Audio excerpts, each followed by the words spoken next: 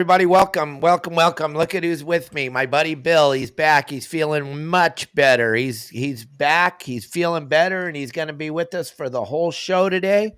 We might even get to see Captain Al Clowers join us here. He's out of bed for the first time, but Kelly girl, she ain't out of bed yet. So everybody, it's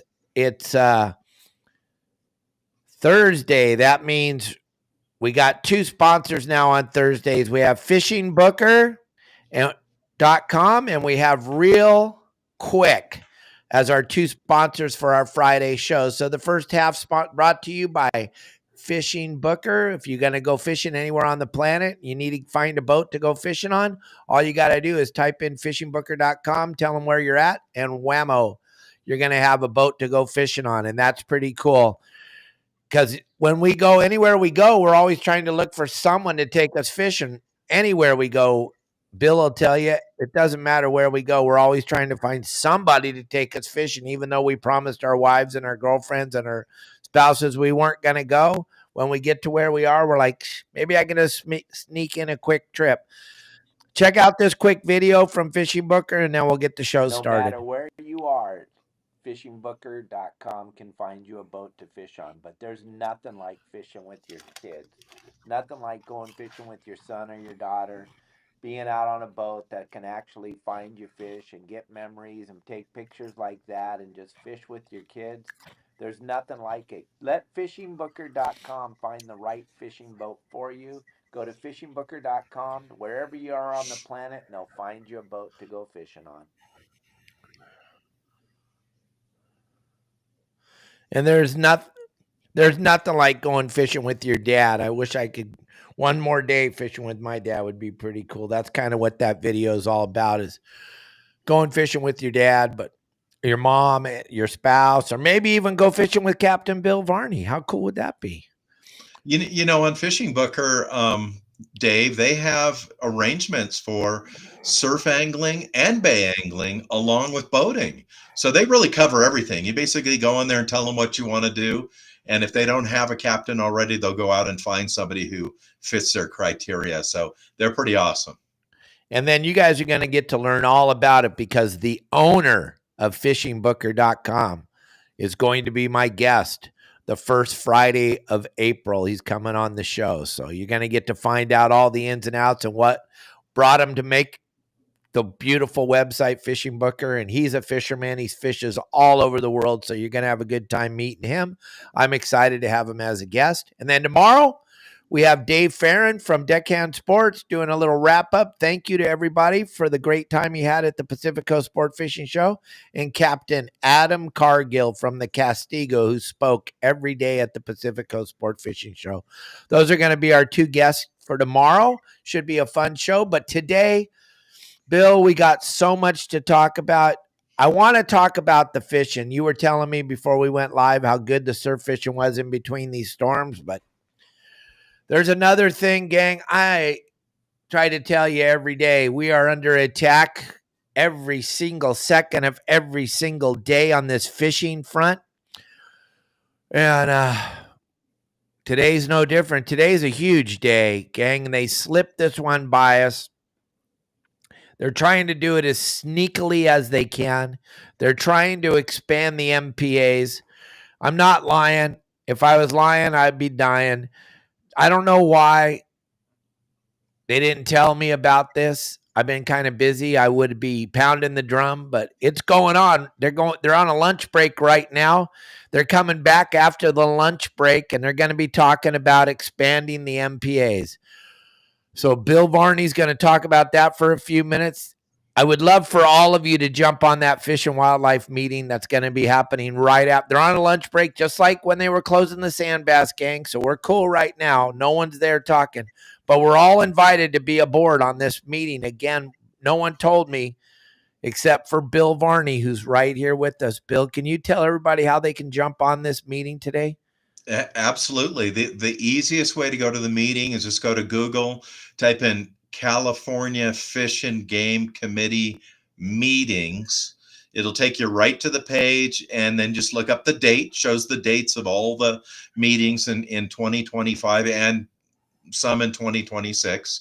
and it'll say right under there, agenda, which shows you what's there, and then how to join the meeting. Just click on that. You'll go to a Zoom. I think you can listen to it on the phone too.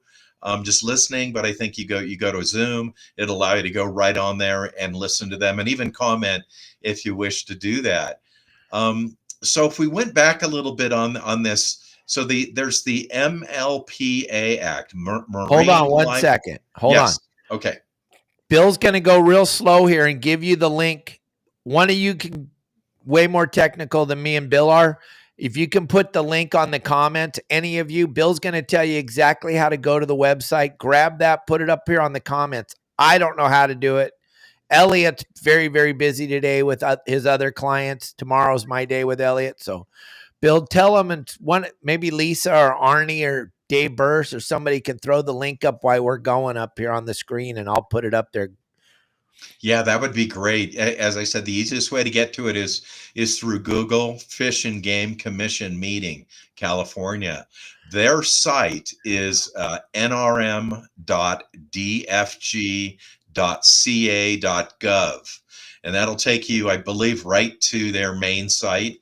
I'd give you the entire address here, but it's so long, and there's dots and question marks and equal signs, and they make it as confusing as they possibly can. It's not just like fishthesurf.com and you're there. It's something else. So yeah, I'll jump off if you guys can't find it real quickly here in a second and get it over to you, so you can stick it up on there. So if I could just go back a second and explain the procedure and what's going on, and make it a little bit more helpful. So there's the MLPA, the Marine Life Protection Act. That's the actual act that was put into law. And then there's MPAs, the Marine Protected Areas. So they're considering petitions. So they had a decadal review, which was every 10 years. Obviously, that they've recently reviewed them, which was a joke because they didn't have scientists in all of the closures. They didn't have a base point from all of the closures. So they really couldn't give us an update on what improvements had been made or degradation has been made or anything. But they had this review, and then when that was over, they asked for petitions from outside individuals. They could be anywhere from an NGO all the way a non-government organization. That's an example of one of those would be Sierra Club or a church or somebody like that. And then they had individuals send them what they called petitions for either closure or opening more or expanding the existing ones. I think there was like 2 people who said they didn't want more, and there was like 50 NGOs who came out and said they wanted them to be expanded. So at this point now, they're discussing basically the expansions and where they would be, how big they would be, what areas they might add, all of those things. That discussion will go on now, and then over the next year or so, they will discuss it among themselves without us, and then there'll probably be a decision made without us. And then there'll be a final meeting where they're going to have public comment, and then they'll come out and say what they're going to do, whether they're going to expand areas, contract areas, or closed areas. So that's what we're working on today. We're listening this afternoon into, which one of these NGOs is going to be speaking, what they have to say about closures, where they want to close, when they want to close, what areas they want to expand, what areas they might want to contract. All of that will be discussed today. And then as time goes on, we'll get the final answer from them. Once we see their direction today and over the next meeting, we'll have a pretty good idea of where we're going. And once we know that, we can put our groups together and go on and move forward on fighting this and asking them not to increase the areas, but in fact to reduce the areas. We'd like them to reduce the areas so that they have enough funds to do science in those areas. And then once they can prove conclusively to us that closures help the environment, then we'll be willing to discuss expanding them. I don't know if we'll have that chance to experience that, but hopefully we will. Yeah, and everybody that's listening, I sent Dave Burris and I sent Daniel Rubin, both the email with the link on there. This caught me off guard, gang. It's my fault. I got way too much stuff going on, and I did this one. I slipped by me, but if you guys all get involved, we can do exactly what we did on the sand bass thing. Somebody, Dave Burris or Daniel Rubin, you'll see people putting their email addresses up here. Why we're doing this show, if you can send everybody that wants this through that email that I just sent you, you can link right on. That was from Bill. Literally, I found out about this at 5 minutes to 12. So I'm doing the best I can. I just need the community, all of you, to help me. Right after lunch, they're going into this. Bill's going to tell you more about it. I'm just trying to answer the questions, Bill. I didn't mean to interrupt you, but a lot of people now are winding up and getting ready to help us. I just need you guys, anybody that wants that email link, Daniel Rubin and Dave Burris are both watching. They will send it to you if you put your email up here on the screen. Don't be afraid. We're just trying to save fishing. And I think, Jason, you can just cut and paste it from the top of your bar there right into the comment section right now. Yeah, and Jason Cutter's already on the meeting, gang. So reach out to Jason Cutter and figure out how to get on the meeting, gang. If we all, right after this show's over, and we will end the show at 12:50 because Jason says they're coming back at 12:50, then we're all going to raise our hands again like we did on the sand bass thing, gang. All we want to do is go, why? And don't have a bunch of questions. Just want to know why. What did you guys use for science? And we're all standing by to hear. Why do you want to close more of the coast? And what are you using for your science? That's all we want to know. And it's pretty amazing that they want to close more. And then you're going to get to see, I can't say their names, gang, as much as I want to. I don't want to get sued. There's two people there that are running this thing up the flagpole. You all have to go see for yourself. You're going to get to see them. They're going to talk. You're going to get to know their names. One of them was helping Bill Varney in the surf fishing seminars the other day. Those of you that were hanging out in the booth with me, you know who that person is. Well, he's up there in Sacramento right now. He stood in front of me and 20 other people saying he didn't want more closures, but he's there today to get more closures, gang. Oh, they're sneaky, sneaky, sneaky. They saw what we did, Bill. They saw how we all came together. Maybe that's why nobody wanted us to know what the hell's going on. But this is a big one, gang. It's another closure, and it's going to be happening every gosh darn day. They're trying to sneak them by. But go ahead, Bill. I'm sorry to interrupt you. It's okay. I was just thinking a minute ago, our opposition, so to speak, they send up their people to Sacramento to be there, to speak in front of the commission. And by doing that, they gain a lot of credibility, even though they don't have any members, and they go on and say, well, our angler group, and so on and so forth. We have got to do more. I don't know if we're being represented up there right now by the groups that we hope would represent us. So we're going to have to look into that a little bit more after lunch here and figure out who's up there representing us. But we have, if everybody's interested, we have got to come together with a plan and figure out exactly what we should do and how we should move forward. So that's really, Dave, going to be our next step there, is figuring out, what we should do and how we should move forward, and who's going to come along with us. And Dave's probably sending out the link now. There you go. Yeah, I'm sorry. I'm all over the phone. I'm sorry, guys. This is a big one. People are wound up. Here we go again, Bill. Here we go again. It's crazy. But we're doing the best we can, gang. Everybody's trying to help us out here, spreading the word, putting the stuff up. At 12:50, we're going to jump over there. But I know I got told the other day, gosh dang, Dave, you're getting so political. I can't help it, gang. I care about this industry more than all of you could comprehend if you don't understand. It's our passion. Bill and I, we made our living teaching people how to fish our whole lives. And to see this slipping through our fingers is just absolutely terrifying. And I don't want to be in this political thing. I don't want to be talking about it every day. I really don't. I want to talk about fun stuff like going fishing and killing fish and taking them home and eating them and going surf fishing with Bill Varney and going in the back bay with Captain Al Clowers, all that fun stuff. But if we don't get in front of this, we're not going to be able to do any of that, Bill. Well, that's right, Dave. And you know, Dave, when you and I talked this morning, you told me, Bill, we're not talking about politics today.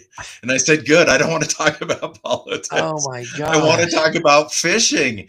And then your sister was nice enough to call me this morning and remind me about the MRC meeting. She's like, where are you? Where are you? She goes, where are you? Are you up there? I was like, no, I'm not up there, but I'm on it right now. So switching gears, we can always get back to that later.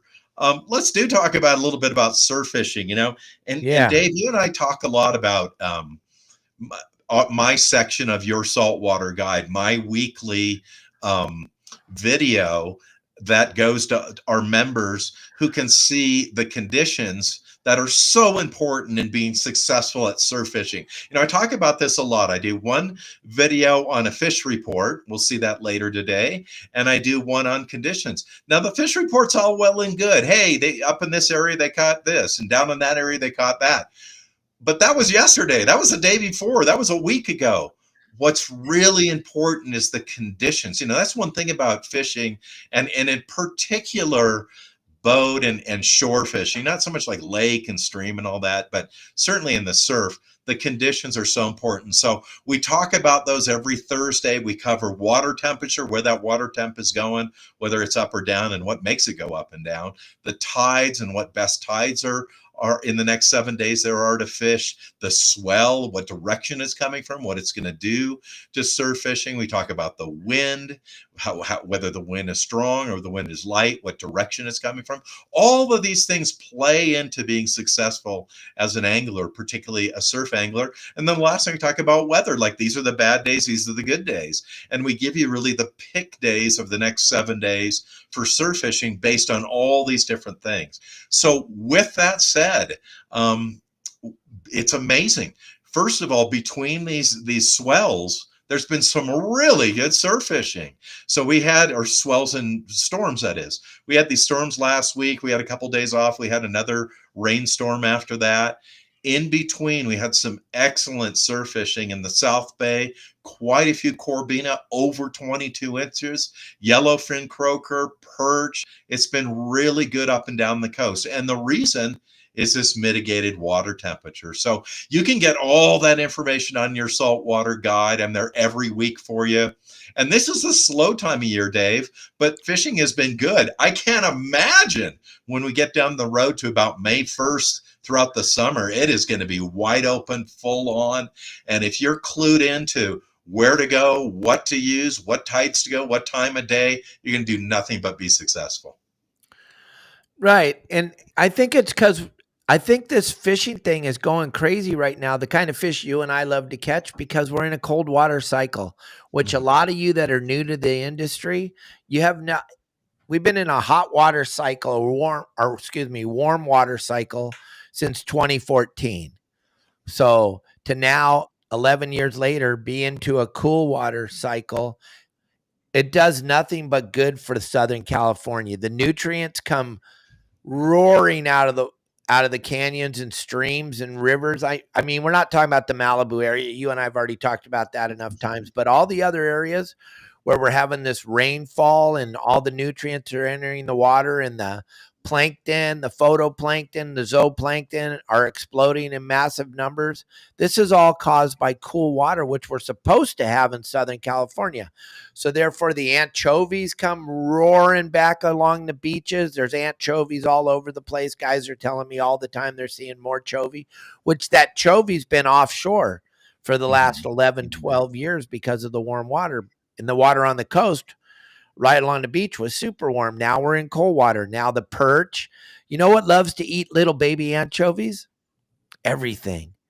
Every fish loves little baby anchovies. So all your surf fish and all the other things that you guys haven't seen in 10 or 11 years, it's coming roaring back.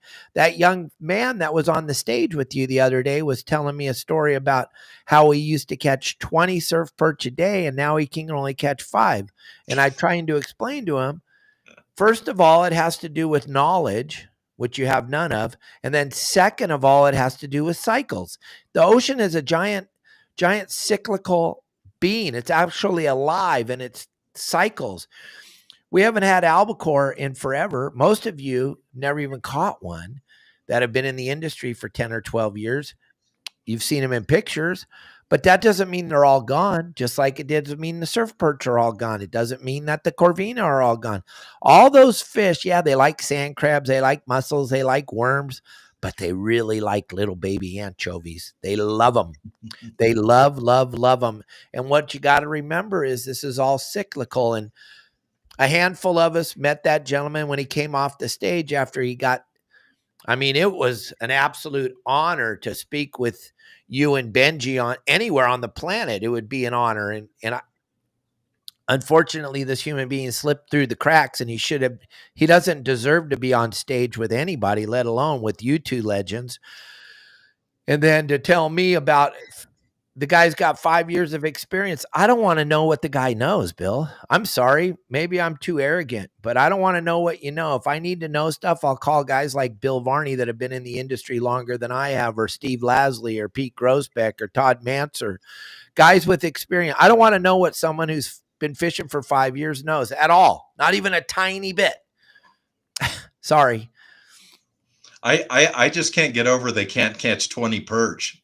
I mean, it's so true about whether you know how to fish or you don't know how to fish. And there's no putting somebody down because they don't know how to fish. There's no rising somebody up because they're better than somebody else. It's learning from others and getting out there and doing that. And the number of barred surf perch there are, and they're really from like Seattle all the way down to kind of right above Cedros, let's say. There's just literally there's probably trillions of them. They're everywhere. And right now they're the biggest ones are all spawning. I've got 15 pictures in the last week of 13 to 15 inchers that probably pumped out 8 to 15 2 or 3 inch babies out of each one. So anybody who thinks, and the only thing that's really over my entire 60 plus years of being in the surf, the only thing that's really the predation that's happened, in other words, a reduction in the barred surf perch has really happened in the last 10 years. And that has been caused in large part by sea lions. We never saw sea lions in the surf prior to about 10 years ago. And the reason for that is that when El Nino came and reduced their food source because they were woefully overpopulated, they had to come into the surf and sit in those troughs and holes. You can just see them sitting there sometimes and catching the barred surf perch and walleye surf perch and eating them. And to some extent, I don't blame them. It's not their fault they're overpopulated, number one. And number two, those are good tasting fish. Of course they're sitting in there eating them. They're not eating a sculpin. So if there's any reduction at all, it's caused by that. But to be honest with you, it's a healthy reduction in their population if it happens at all. So to hear anybody come back to me with zero science and say specifically something that I'm familiar with my entire life, there's less. I just feel like, why don't you jump in my car and we'll go fishing? And you know what I'll teach you? How to catch them.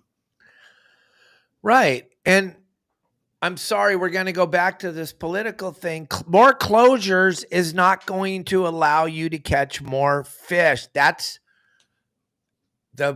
think that's where this whole thing gets lost, Bill, is there's actual people that have been fishing for 10 minutes, think they actually know stuff.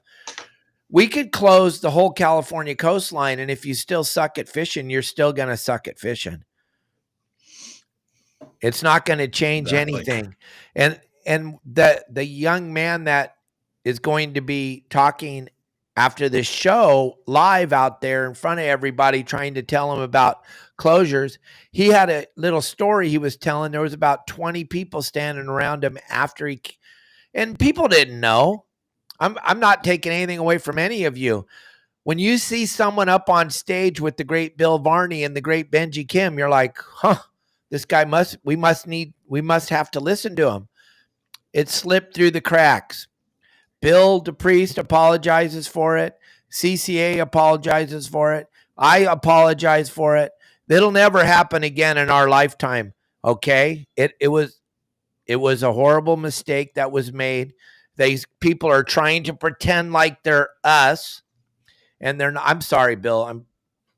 I can't get away from it. I know I promised you we'd talk more about fish, but the problem is the kid was standing up there, and I call him a kid because I'm an old man, and he was telling everybody that he caught it.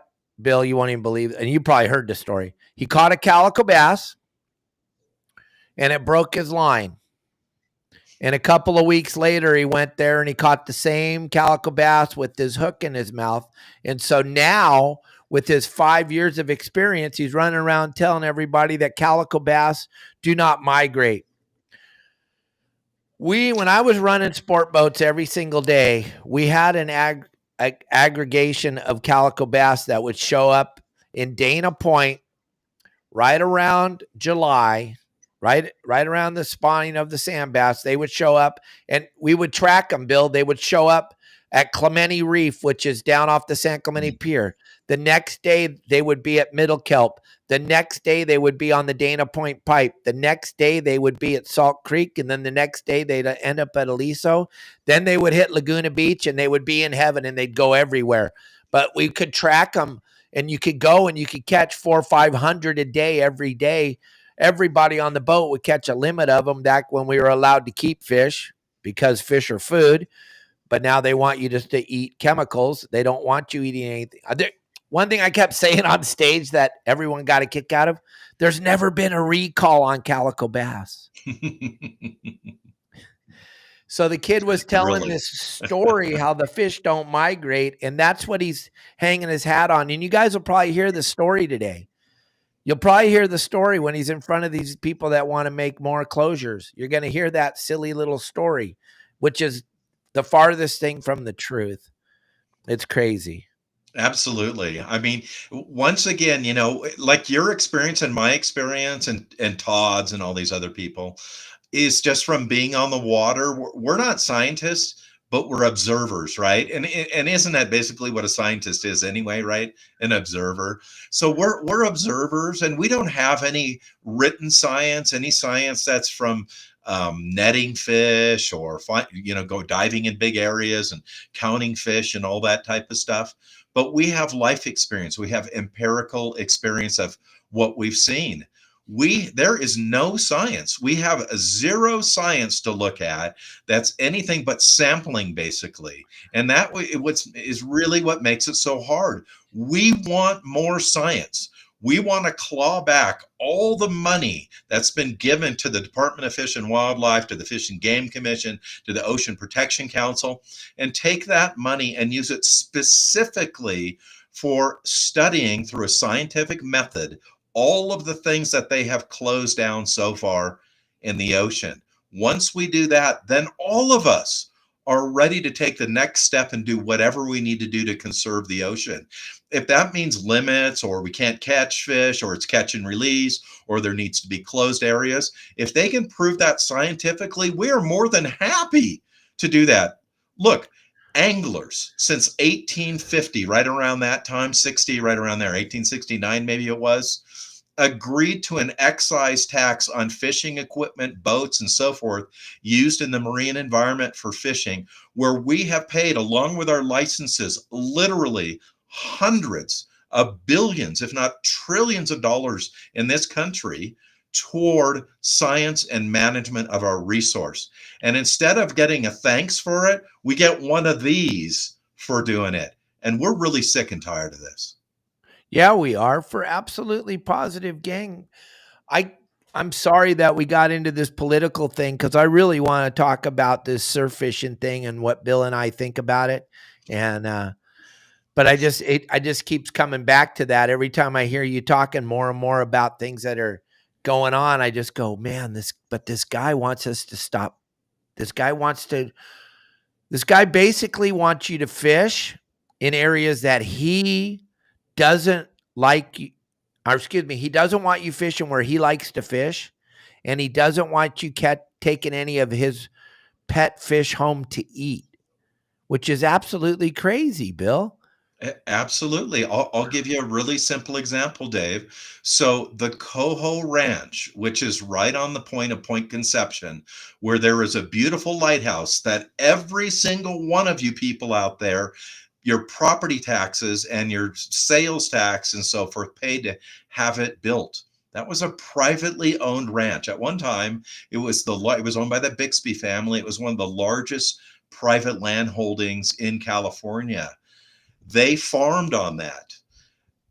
Environmental groups snuck into the property illegally, trespassing, and took pictures of some fields, for example, where they cut the weeds down where they were supposedly supposed to leave it naturally under an agreement that they had made. And with that, and with the fact that they made a proposal to build homes there, which the Air Force out of Vandenberg said it's too dangerous there, which I get that. They didn't do that because they wanted to ruin their personal property rights. They worried about the safety of others.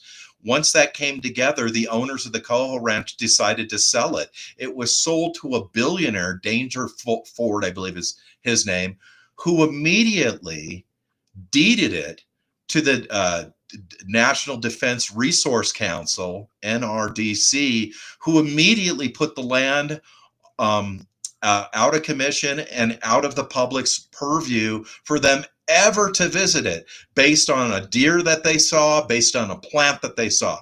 Now, previously, it was discussed for a couple of decades that at some point the family who owned the Coho Ranch would make the road that went to the lighthouse and to a beach called Governments public, and that way the public could go in and not only see what their tax money had paid for, but there was going to be a large both a tribal and a marine museum there where people could go and see the history of the area, the museum, the people who had occupied it in the past. All of those things were promised to us. And instead, they were all taken away from us. And what happened? A small, select group of a few very wealthy people have their own private land where there's an MPA around it, where you can't go on the shore.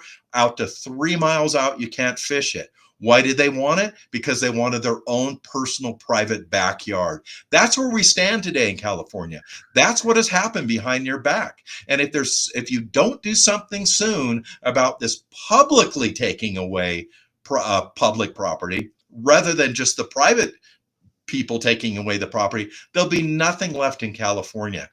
80% of the ocean is desert. 20% of the ocean is where fish are. In California, at least 38% of the 28% has been taken away. And a larger amount, in addition to that, has been taken by Vandenberg Air Force Base, San Clemente Island, San Clemente Island, San of course, Nicolas Island, Camp Pendleton, San Nicolas. You can go on and on and on. And, we really have to stand up if we want to have a place left to enjoy.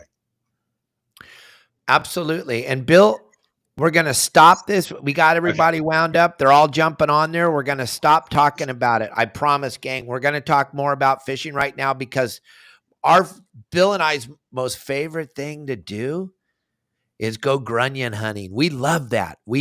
Besides we know they're great bait and it's going to be fun, we just love the experience of being out on the beach at night and getting these little fish that come up. They're the most amazing little fish on the planet. Bill, can you talk about the grunion runs tonight, right?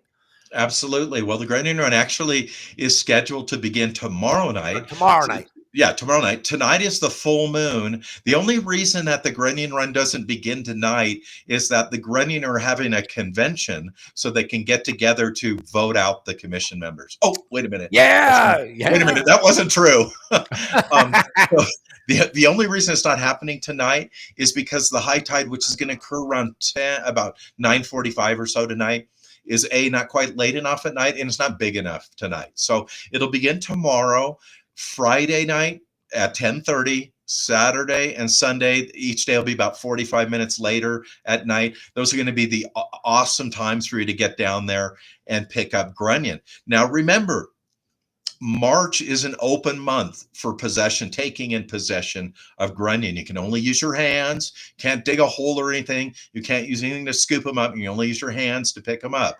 But throughout the month of March, you can get up to 30 in possession. April, May, and June are closed. So if you decide, hey, I want to have some Grunion, I want to use them for halibut fishing at the beach, or want to take them on my boat for calico bass and sand bass and yellowtail and everything that eats them, now is the time before this month is over. You're going to have a run now, and then you're going to have a run near the end of the month when we have a new moon phase. Those are the two runs that are going to occur this month. So you want to get out there Friday, Saturday, and Sunday. And then the other thing is that there's a schedule, and I did talk to the Department of Fish and Wildlife, really good people there. Remember, there's the commission, don't like them, and there's the Fish and Wildlife officers, great people. I was talking to them the other day at the show, and they said, our schedule is a what was the term that they use? A suggested schedule, because we know as a fact from some of our surf anglers that the Grunion actually began to lay their eggs about a month ago. So they're out there. These halibut are going to follow them in. This is a great time to get down there and to see the Grunion. And I really ask everybody, if you go Grunion hunting, please send me a report, whether it's just in writing as to where you went and what you saw, but any videos and photographs, all that will really help. So Friday night, Saturday night, Sunday night, and then you're going to have one more chance in 2 weeks from now. Gang, if you can send me and Bill the videos, you guys down there and shoot videos and make us some videos, I will give you guys anything off the website as far as clothing goes that you want, a hat, a shirt, whatever. I need your videos of Grunion. Bill needs your videos of Grunion. We're trying to get back some of that closure. There's no reason in the world for us to only have 30. That's the most ridiculous closure ever. So these videos that you're going to give us, Bill and I are going to use them to help to maybe bring back the Grunion. Also, we're going to post them on our social media so millions of people can see how many of these fish there are. So Darren and Jason and Renee and EJ and all of you, when you go down there to the beach and you see this, I know it's super exciting, and we run around and we're having stop for a second. Shine the flashlight and take a video with your camera phone and send it to me and Bill, or Bill and I. And we need those videos. It's super important, gang. It's going to help us to slow down these closures. It's going to help us to show the world this phenomenal fish. Bill, you and I have had this conversation with this fish, but for you and me, this is one of the most amazing fish on the planet. Tell everybody why this little guy is so amazing. The Grunion is like one of the most amazing fish. And what's funny about it, Dave, is it doesn't seem like it. Like if you see a 300-pound bluefin tuna jump out of the water 10 feet from your boat, or a giant mako shark swim up to you, they seem pretty impressive. It's hard to say like, wow, this little fish could be more impressive. They look like a smelt. Who catches a smelt? But what's so amazing about these fish, man, they are bulletproof and they are resistant. And this is the thing. First of all, think about the quality of the water in Southern California. I think if you were to drink any salt water from the ocean, the last place you'd want to go is Venice Beach. Venice Beach had such a gigantic run of Grunion last year. I don't even think I've ever seen a run like that ever before. So they can live in this off-color, this dirty water, and water that's literally dirty. So turbid that light doesn't get through it. So that in itself is amazing. But what's most amazing, what fish can you think of that can swim to the shore, come out of the water, bury themselves in the sand, lay their eggs or place their milt, and then 15 minutes later, swim back into the water? And you know, Dave, what happens after they swim back in the water? They live another 4 to 6 years in order for them to go on and spawn 5 or 6 more times. It's absolutely amazing that these fish can come out of completely out of the water unable to breathe and survive that long and actually go back in and swim away. If you caught a trout and you kept it out of the water 4 minutes, it'd be dead as a doornail. So these are really amazing fish. And that is one of the reasons that every fish out there loves to eat them. And the second reason is they are like a candy bar to fish out there. It would be like going into your third grade class and casting out a Snickers bar. Every kid in the class would jump on it and there'd be a fight over it. So they are really an amazing fish. And you know, the super moon that's coming up, kind of to get in the grass a little bit here, the super moon that's coming up tonight, which is awesome, followed by a lunar eclipse. Oh my gosh, you know, what next? In the past, they think that was the end of the world. What's so interesting about this is people often ask, like, if we've got a full moon, but it's got a lunar eclipse, like, how is it possible for these fish to come in? And that gets into like how exactly tides occur. Tides occur as a result of the distance of the sun and the moon to the earth. The closer the sun and the moon are to the earth, the bigger tidal swings we have, because it creates compression against the atmosphere of the earth, which makes tidal movement on the opposite side of the earth much greater than it would normally be. So even though we're having a solar eclipse that has, or excuse me, I don't know if it's solar or lunar eclipse. Lunar eclipse. I'm sorry. Got to get the right planet in there. Even though we're having one of those, it doesn't change its distance from our planet, which gives us these tides. Now, these tides coming up over this full moon and then into next week are not astronomical high tides. They're about a 5.5 foot tidal swing. But when we get later into this month and then we get to April and May, we'll have more astronomical tidal changes, which will lead generally to some very, very big Grunion runs. Yeah, Jason Cutter, there's a lot of people wondering how to get on this meeting. I'm sorry, Bill, but it's okay. People are still posting, how do I get on the meeting? How do I get on the meeting? Jason Cutter, Lisa, everybody, Dave Burris, everybody help us out while we're talking here, because I can't keep jumping over and doing it. Guys, it's pretty cut and dry. Jason Cutter, anybody that has access to the meeting, post it up here on the thing. Just put in the link or how they can get there. Type it into your thing while you're listening to us. And then back to the Grunion thing. We're getting lots of questions, and I love talking about fishing. I hate talking about politics. I love talking about fishing. Grunion, Darren, you're stoked because you have so many family members. Each one of those family members can have 30, so you can have quite a few. The way I've done it since I was 17 years old, when I first figured out that they're the best bait in the world, we would go to the beach. I'd give all the kids a bucket. And we'd have, back then you could have as many as you want. Mm-hmm. And we would have a contest. Whatever kid got the most gets a $5 bill. Nowadays you can get a kid to do anything for less than a $20 bill. But we would get home, and at night, I would take them out in the backyard. I'd dump them out on the grass. I'd hose them off and get all the sand off them. Then I would lay them in a Ziploc, a 1 pound bill, you know, the pound Ziploc bags. Yeah. We call them a pound bag because of what we did in our past. But it's the large Ziploc bag, and you put one Grunion. The first one you put in there, head pointed to the left. The second one, head pointed to the right. You stack them in the bag. 100 in a bag. That's all you need for a phenomenal day of fishing. 100 in a bag. There. The link's up there. Dave Burris put it up there, gang. Every single one of you, grab that link right now. Click on it, and then click out and come back and see us. But I want everybody on that show in 10 minutes here.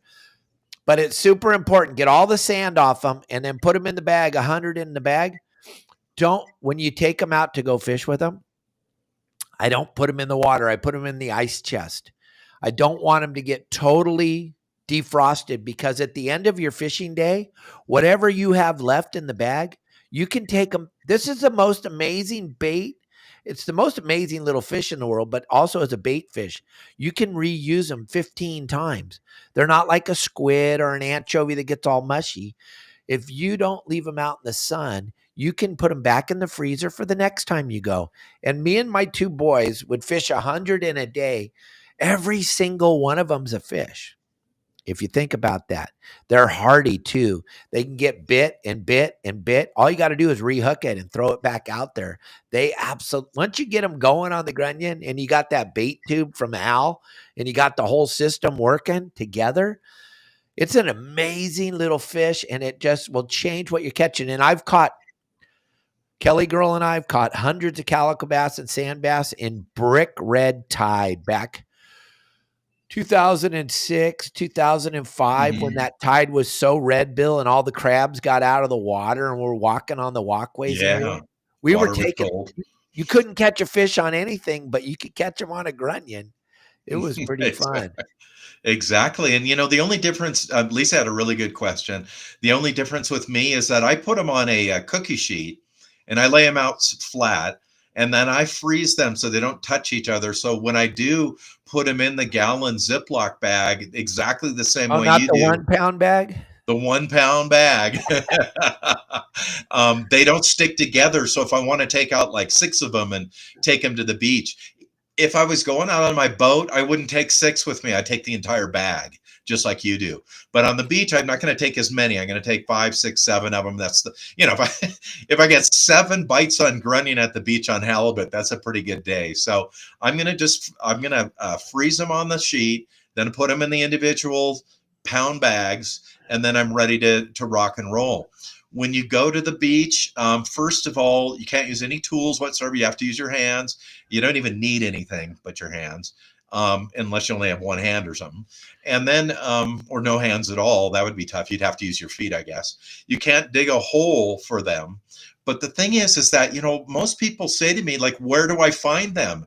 And yes, I could send you to some place where I know you're going to walk on the beach for 5 miles and not find them, the exact opposite of where I'm going to be. But the best place to look for them is anywhere where you have, at the beach, obviously, where you have freshwater outlet meeting saltwater. So from the border of Mexico all the way up to Santa Barbara, there's plenty of places where creeks dump out, quote unquote, into the ocean. And you want to look right along those edges there. They do look. Hold on 1 second, guy. Bill, we're going to go. You and I are going to give our favorite spots to fish. Guys, don't leave. I want you to see this product that Daniel Rubens developed real quick. Is an unbelievable product. A lot of you that were at the show saw this. Watch this quick little video, and then Bill and I are going to tell you we're each going to tell you our top 3 beaches, and then we're going to go to this Zoom meeting. All right, gang, your saltwater guy, Captain Dave Hansen. We're down here at the Pacific Coast Sport Fishing Show, and I'm with Daniel Rubin, the creator of the Real Quick Reel Seat System. This is an amazing, amazing product.